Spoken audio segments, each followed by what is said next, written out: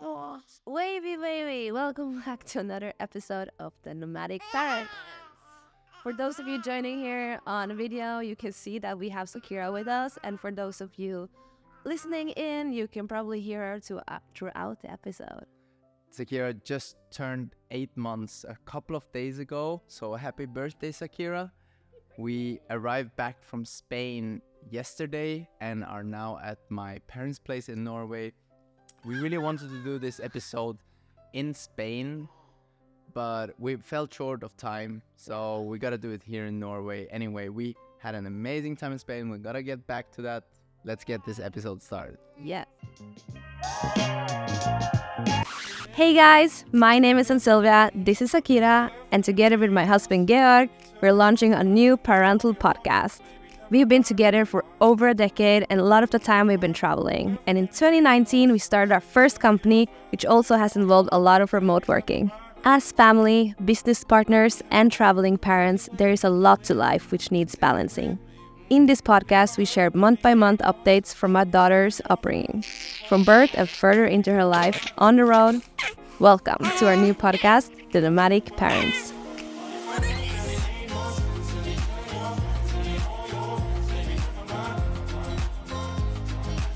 Zakira, are you gonna take over this whole episode? Anytime I'll ask her a question and it just turns silent. You know, it's probably because she's thinking, and then we don't give her enough time to answer. Hi. Hi. Hi. Hi, guys. So as you can see, we are in a stage of a lot of cognitive development. Every day something is happening, and we're gonna touch on our normal 4 topics, which are sleep, physical development, cognitive development, and parenting challenges, which they're starting to become quite a couple of. She's turning into a human, guys. Send help.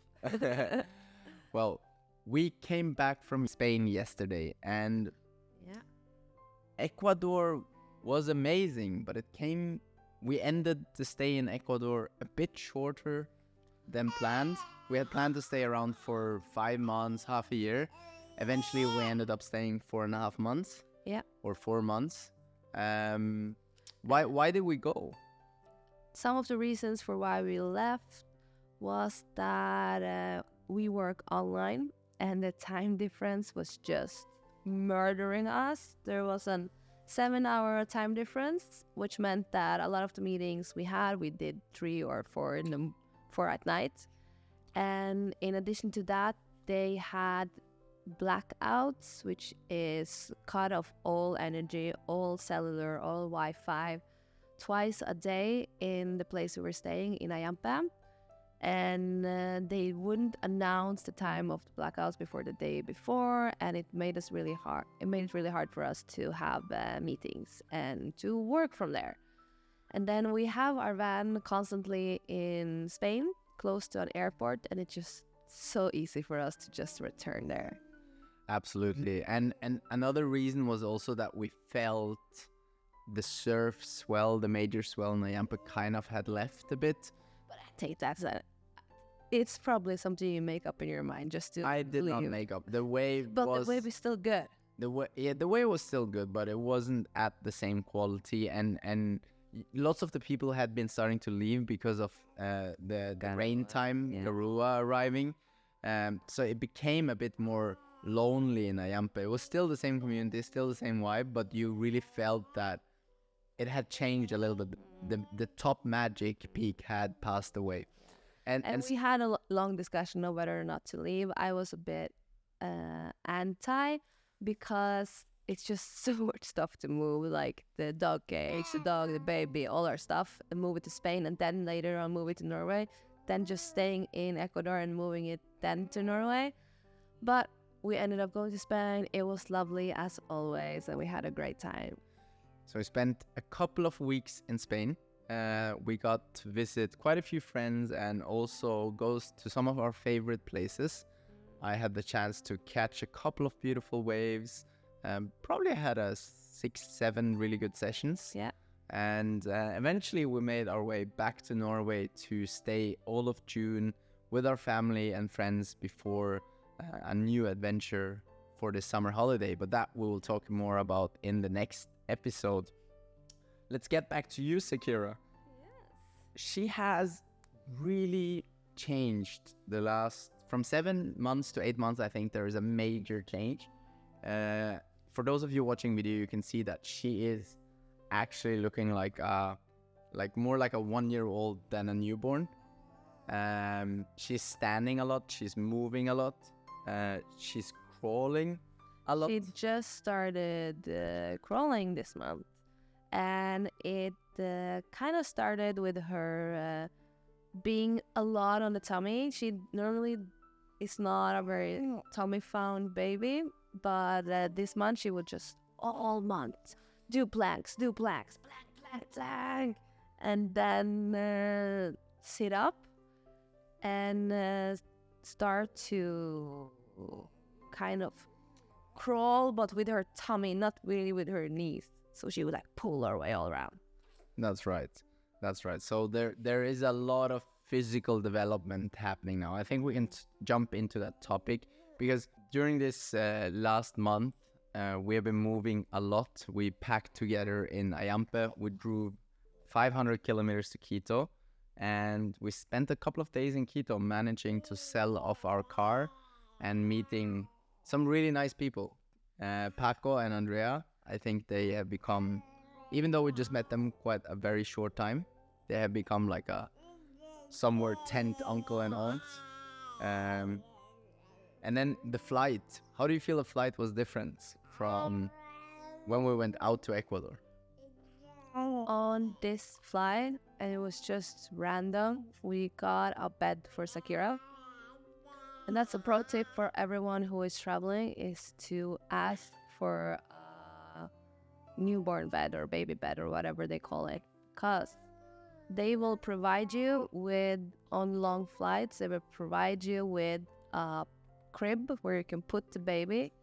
And maybe some of you have seen it in the airplanes, and on the middle parts where they normally have toilets, there's a hole in the walls, 4 holes, and those are to connect a baby bed. And I never knew that. I didn't know that either. Otherwise, I would have asked for it on the flight over there. But now we know that we always... So you gotta tell them what seat you gotta book.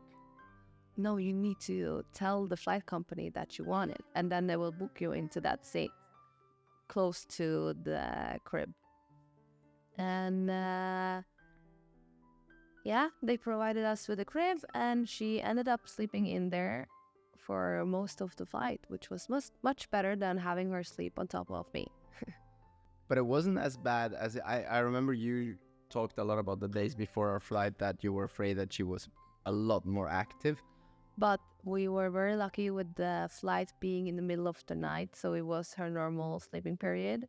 But I was a bit concerned that she would want to crawl all over the place and crawl under people's seats and stuff, which she kind of tried when she was awake. But luckily, most of the night she was just sleeping. I spent quite a time with her, though, playing and crawling. But that was maybe on the flight from... I can't recall. That was from the flight later on. That was now 2 days ago when we went from Madrid to Oslo. I played a lot with her that was a daytime flight, and she didn't want to sleep at all. So I ended up being, I think, 2 hours down at what is it called? The row between... The aisles? The row between the aisles, sitting on the floor, crawling with her. I think it went quite all right. I think of all the flights we've taken, there has not been like a nightmare flight. No, she is very fond of both car and flying, which makes it very relaxing for us because we use a lot of time both driving and flying. So talk us a bit through the physical developments from, like the moment when she started to crawl and sit up in Ayampe to now. That's pretty much been 1 month now, 4 weeks. Yeah. It went very fast. I remember watching her one day, and suddenly she was sitting up, and I was like, well, you've never done that. Like sitting up on herself and getting out of the position herself. And from that, it was just every waking hour, practice, practice, practice, practice, practice, practice, practice. And the guys at the clinic actually said that she's very developed and she's doing great. And that she will probably hit her head lots of times because she's doing a bit too well. And I can confirm that she's hitting her head a couple of times. Yes. And Especially because she loves to stand up, and she'll just stand up all day, every chance she has. And when she gets tired, at one point she will just collapse. That's right. And more than that, physical development, she's definitely turning a lot. I mean, she's smiling and laughing a lot. Now, anytime you will look at her and make a funny expression or even just looking a longer time at her will make her smile and laugh.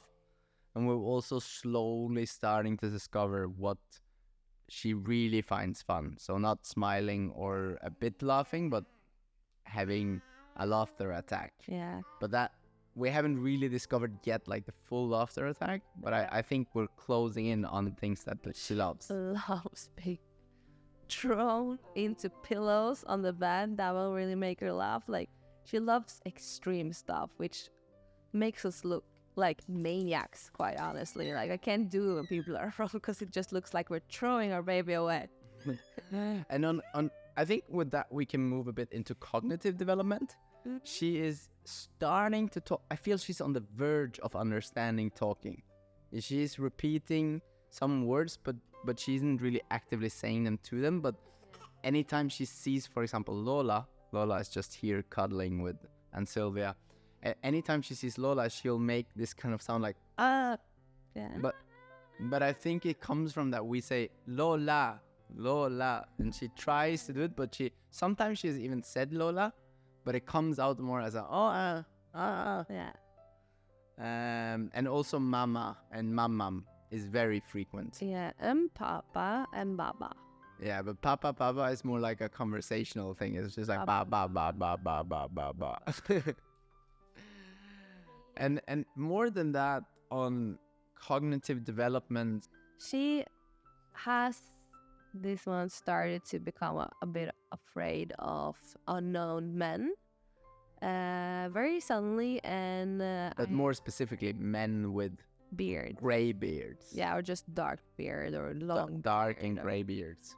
And I read online that this is the phase where they will just start being afraid of people in general. So it's not about the people, but it's been very weird to see her afraid because it's very clear that she is afraid, and I never seen it before. She'll try to push herself away from the person and just like intensely Stare at other. stare and like look for help. But and do you scream. remember the first time it was actually with Paco and Andrea in Quito? No, it was with Justin in Ayampa. True. It was even before that, but Yeah. not so much with Justin, just a little bit. But also with Justin, I told you, I think she's afraid now, and you didn't really believe me. Yeah. That was a bit fun because I saw it immediately. I saw it like, that's the first time I've seen her afraid. Yeah. And I'm not sure if we solved it in the best manner, but we ended up like just keeping her around him. And then at one point he tried to pick her up and she did calm down. But I feel like in retrospective, I should have even more respected her boundaries and like just been there for her instead of like pushing the boundary. That makes sense. But I think it shouldn't be too hard on yourself. No, but I didn't realize what was happening. It's important to challenge that kind of anxiety, and I think we've already met a couple of friends now who have beard and dark, and I'm excited for her to meet Rambod again, her kind of uncle, Yeah. one of our cousins, or the boyfriend of one of our cousins, and see how that goes. But I think we'll make it past that hurdle very fast. We're not the kind of people that step back. And I did some research and it's gonna pass. So I'm not very worried about it. One other thing that I see a lot happening in terms of her cognitive development is that she is recognizing certain types of movements. So if I'll come over to her and put both my hands down very clearly to her, she'll immediately start to crawl over to me and grab the hands and be ready for lifting up. So standing up, and I think those are kind of almost plays that are nice to practice, because I feel this age now, month 7, 8, 9, it's where you develop good playing habits. So playing habits that are not chaotic, just her being bored and trying to do stuff, but actually replaying and redoing the same sort of activities. And so I know we're a lot on the move. I think that's important to mention. As nomadic parents, you might not always have access to the same facilities. So it's important to think through, what can we always have, or what can we always bring with us. So I do a lot of physical playing with her. So that's just one example, holding the hands out for her to be lifted up, and then do a repeating thing after that, like lifting her up, throwing her up. I also do a lot of belly rubs and play with her, kind of like animals play a bit, and she enjoys that a lot, and she's understanding it. When I start to do it, she'll kind of move into the same positions. Do you have anything more to add on cognitive development? If not, we can just move into sleep. Yeah, let's do sleep. That's been horrible. It's been horrible? It's been horrible. The jet lag. When I came to Spain, she stayed up until 4 in the morning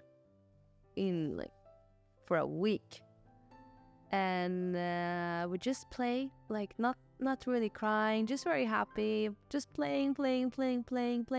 But the problem in the van is that we don't have any crib to put her in, so she had to be physically with me in bed, and I had to keep her from falling out and hitting her head, which she always tried to do, hitting her head in the wall and the table and blah blah. And it was just exhausting. I think Zakira is understanding that we're making a podcast, because she's kind of trying to entertain herself with not taking too much attention. But yeah, I almost forgot about that. That just proves how quick men forget about pain. But yeah, that was painful. I never ever imagined that, because we never struggle with jet lags. We travel so much and we change continent and time zone so often, and I never felt for half a day, but not you feel exhausted of the travel, but not the time zone change. But she really kept it for 2 weeks almost. But the first 4 days were the worst. She just didn't want to go to sleep, and she was but she was happy. She was bloody awake till 4 a.m. Yes. And that was tough. Yeah. So all of the training of Ecuador, the going to bed at 10, waking up at 5 in the night for a feed, and then waking up at 9 in the morning, all been deleted, but it hasn't come back since. So take our word for it. Changing time zones can ruin the sleeping habits of your baby. Yes, it is so sad, because it was so perfect in Ecuador, and then in Spain it was just Texas. I think one of our next big steps now, coming here to Norway, staying, we've decided, I was thinking about that. We have yet not done an episode in our apartment home in Ålesund, and I think we really should do one after the summer. Make sure that we do one. This is a really nice apartment, but I don't think we'll have time for it now, because we're renting it out at Airbnb. Yeah. But I think being here with my parents and your parents is gonna help us. You want me to put her down? Develop a sleep rhythm. We're just gonna put Zakira down on the floor.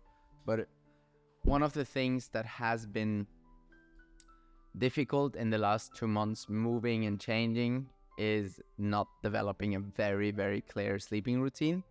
That is something that we're working on now, and I think when we come to month 9, we'll have some proper updates for you guys, how it's going, what challenge we meet, and if we're actually working it out, having a sleep routine. Because right now we're still at the stage that he's just falling asleep together with us. Yes, but as you can hear, based on our frustration, it's not working. So, and that brings us a bit to parenting challenges. I think she's in a mode now where there is an overload of energy. And I really enjoy it. It's really fun. And I'm looking big time forward to summer holiday, because we're going to have 1.5 almost 2 months off completely without computer. And I'm so excited to go straight back and be just, child with her almost, and play on the floor, because she really needs a play buddy now. Yeah. That's what she needs. That's so clear, because she has so much energy. She's always on and about, always checking out her perimeter. Perimeter. Well, how would you call it? Let's just do it. But yeah, a lot of energy. You can really feel that she is entering a new stage of life in terms of how much sleep she needs and in terms of how much awake time she has. And luckily, she still loves hiking. She loves the stroller. So we spend a lot of time outdoor, where she's always very calm. But this month, we've been really focusing on learning her the word no.